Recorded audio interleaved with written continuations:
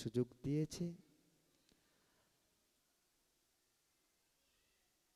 আমরা শ্রী শ্রী চৈতন্য চরিতামৃত শ্রী কবিরাজ কৃষ্ণদাস কবিরাজ গোস্বামীর রচিত শ্রী শ্রী চৈতন্য চরিতামৃত গ্রন্থের মধ্যলীলার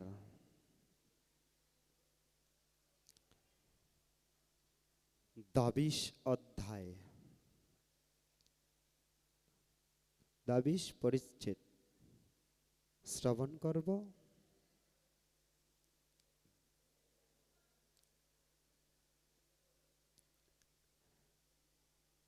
আমাদের এই কলিযুগের কলিহত জীবকে উদ্ধারের জন্য যে রাধা কৃষ্ণ দুই তনু মিলে যে গৌরাঙ্গ মহাপ্রভু আবির্ভূত হয়েছে, সেই গৌরাঙ্গ মহাপ্রভুর লীলা মাধুর্যতা আমরা শ্রবণ করব। বন্দে শ্রীকৃষ্ণ চৈতন্য দেবং তং করুণাবন্নম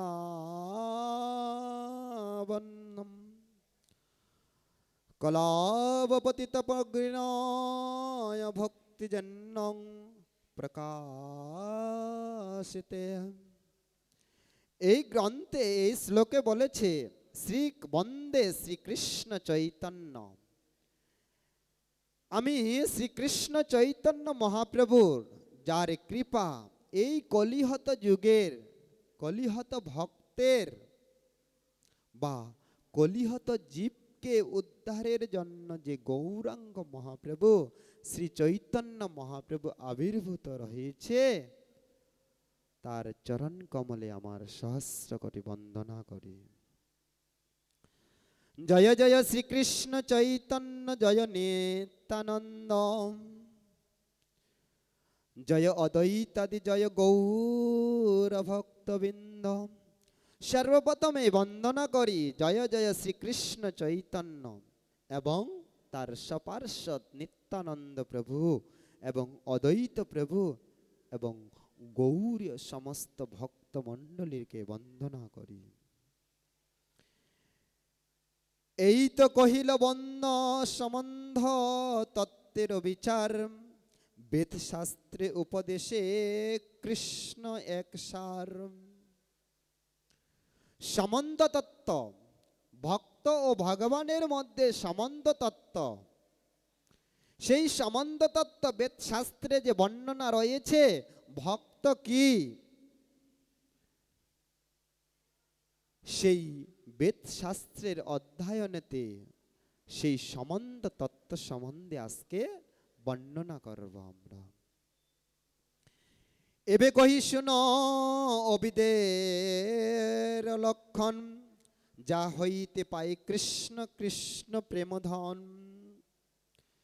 বলছে গৌরাঙ্গ মহাপ্রভুর এবং তার সপার্ষদের যে তাদের যে ভক্তি চরিত্র ভক্ত চরিত্র, তা দর্শন বা শ্রবণেতে কি হয়, কৃষ্ণ প্রেমধন লাভ হয়। কৃষ্ণ ভক্তি অবিদেয় সর্বশাস্ত্রে কয়, অতএব মুনিগণ কহিলা নিশ্চয়। মুনি ব্যক্তিগণ বিভিন্ন পণ্ডিতগণ কি বলেছে, কৃষ্ণ ভক্তি, কৃষ্ণ ভক্তির অবিধেয় বা কৃষ্ণ প্রেম মাধুর্যতা ভক্তি যে লাভ তা বর্ণনা করেছেন। অদ্বয়ে জ্ঞান তত্ত্ব কৃষ্ণ শরণ ভগবান স্বয়ং ভগবান, স্বরূপ শক্তি রূপে তার হয়ে অবস্থান। সঙ্গ বিভিন্ন স্বরূপে হইলা বিস্তার, অনন্ত বৈকুণ্ঠ ব্রহ্মাণ্ডে কহেন বিহার। বলছে সাঙ্গ পাঙ্গ উপাঙ্গ দাদি নিয়ে যে রাধা কৃষ্ণ দুই তনু মিলে যে গৌরাঙ্গ রূপে আবির্ভূত রয়েছে, তার লীলা মাধুর্যতা সেই বৈকুণ্ঠ নায়ক আজ কলিযুগে আবির্ভূত হয়েছেন।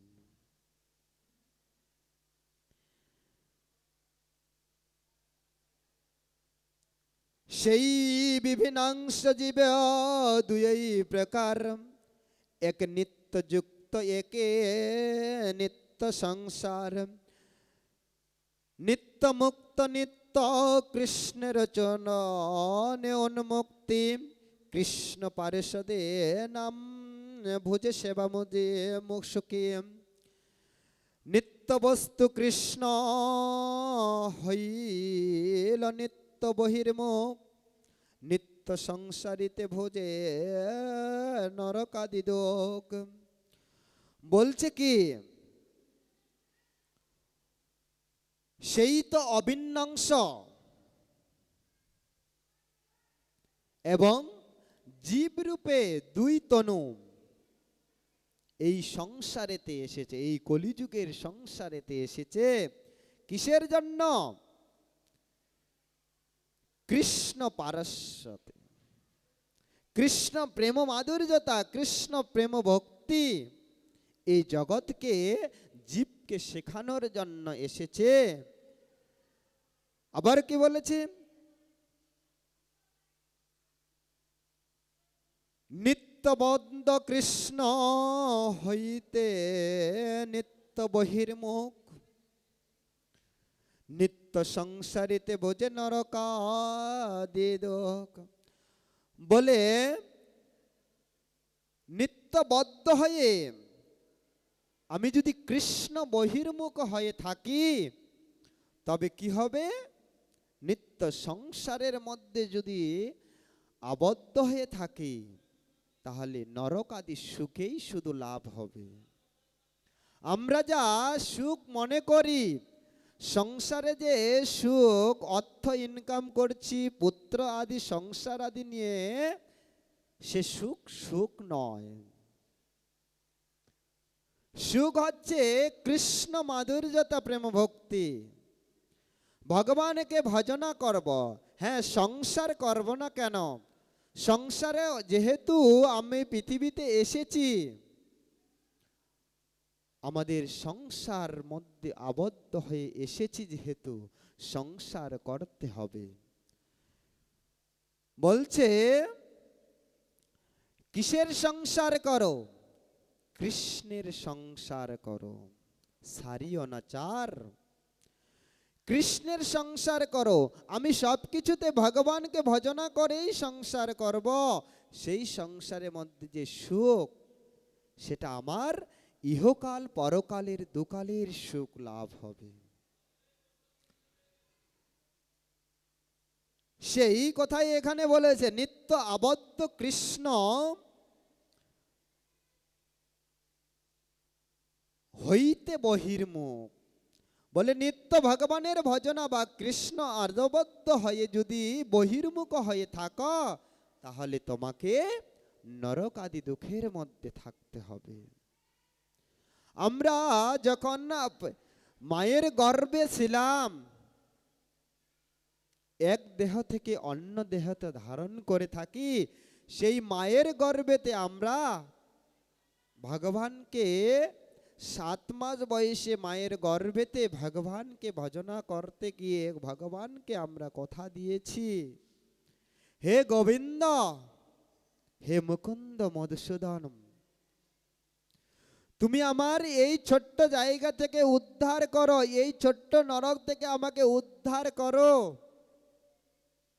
আমাকে মুক্ত করো, আমাকে উদ্ধার করো, আমি তোমার ভজনা করব। আমাকে পৃথিবীতে ভূমিষ্ঠ করো, আর পৃথিবীতে গিয়ে আমি তোমার ভজনা করব।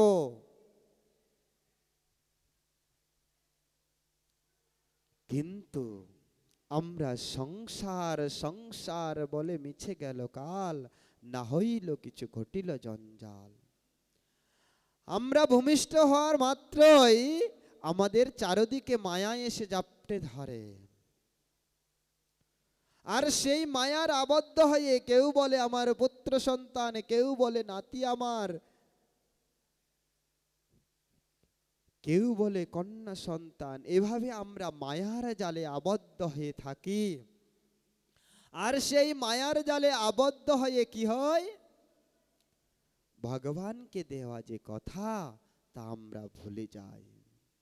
আমি 7 মাস বয়সে মায়ের গর্ভেতে যে ভগবান আমাকে দর্শন দিয়েছে, সেই দর্শনেতে যে ভগবানকে আমি কথা দিয়েছি, হে গোবিন্দ আমি পৃথিবীতে গিয়ে তোমার ভজনা করব, কিন্তু ভূমিষ্ঠ হওয়া মাত্রই আমাকে মায়া আবদ্ধ হরে, আর এই মায়ার আবদ্ধর মধ্যে আমি ধীরে ধীরে বড় হই আর ভগবানকে ভুলে যাই, সংসারের মধ্যে আবদ্ধ হয়ে যাই।